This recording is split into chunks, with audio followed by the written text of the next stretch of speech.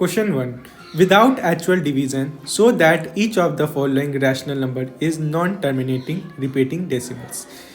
इस क्वेश्चन में हम लोग को बिना डिवाइड या मल्टीप्लाई किए हुए सिंपली बताना है कि जो हमारे पास दिए हुए क्वेश्चन है ये एक non terminating and non repeating decimals हैं। नॉन टर्मिनेटिंग यानी कि जो पूरी तरीके से ना कटे, और नॉन रिपीटिंग मतलब वो जो बार बार सेम नंबर ना दोहराए। तो आइए इसको सॉल्व करते हैं क्वेश्चन नंबर 1 से। तो क्वेश्चन नंबर 1 है 11/2 इंटू 3।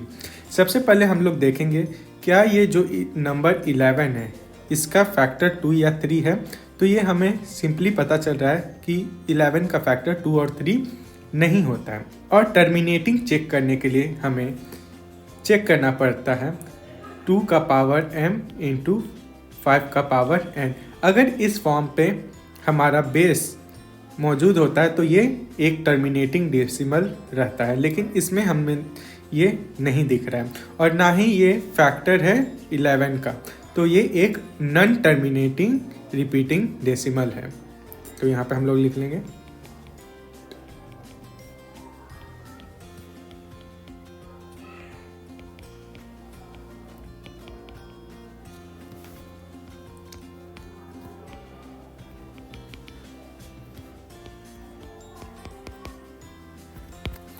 आइए क्वेश्चन नंबर 2 पे चलते हैं।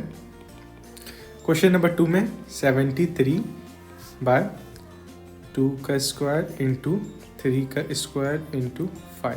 तो यहाँ पर भी हमें दिख रहा है कि 2, 3 और 5 इन तीनों में से कोई भी 73 का फैक्टर नहीं है, और ना ही ये 2 power m into 5 power n के फॉर्म पे है, क्योंकि यहाँ पे 3 एक्स्ट्रा आ जा रहा है 3 का स्क्वायर। तो ये एक same non terminating non repeating decimal है। इसी तरह क्वेश्चन नंबर 3 पे आइए देखते हैं।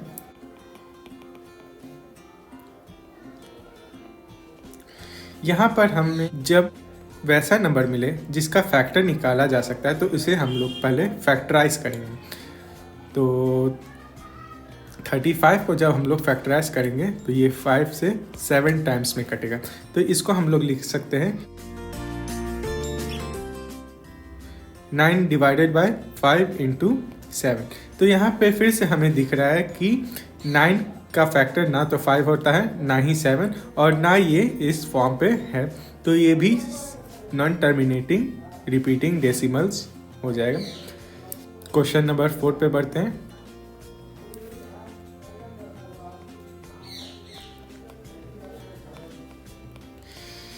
यहाँ पर फिर 147 आ रहा है। तो यहाँ पे हम लोग सबसे पहले 147 को फैक्टराइज करेंगे।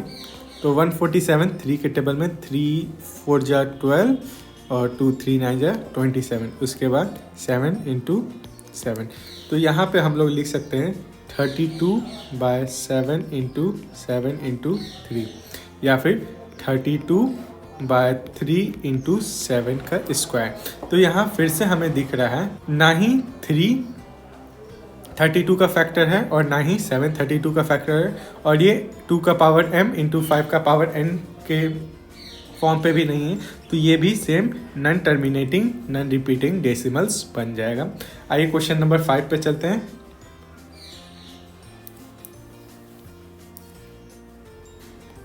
तो क्वेश्चन नंबर 5 है हमारा 64/455।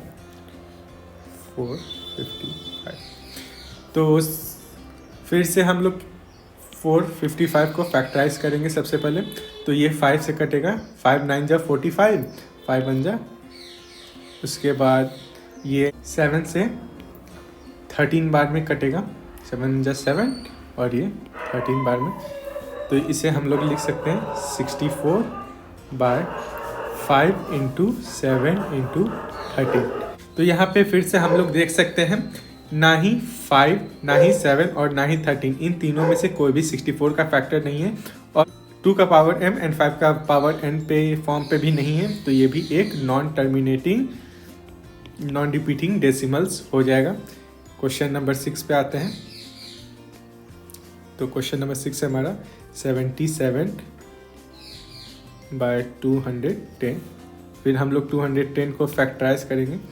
ये 2 से 105 3 से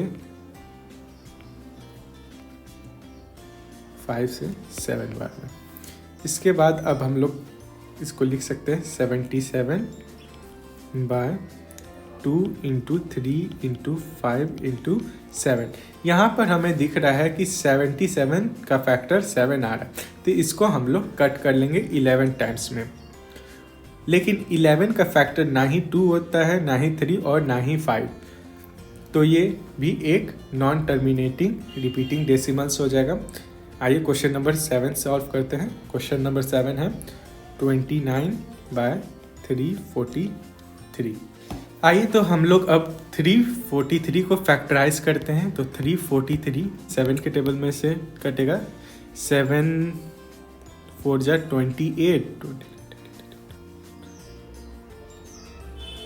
तो ये आ जाएगा कैरी 6 और 7 9 जा 63। उसके बाद 7 बार में कटेगा, तो इसको हम लोग लिख सकते हैं 29/7⁻3। ये भी सेम 29 का फैक्टर नहीं है और ना ही ये 2 का पावर m एंड 5 का पावर n फॉर्म पे बैठा हुआ है, तो ये भी एक नॉन टर्मिनेटिंग रिपीटिंग डेसिमल्स है।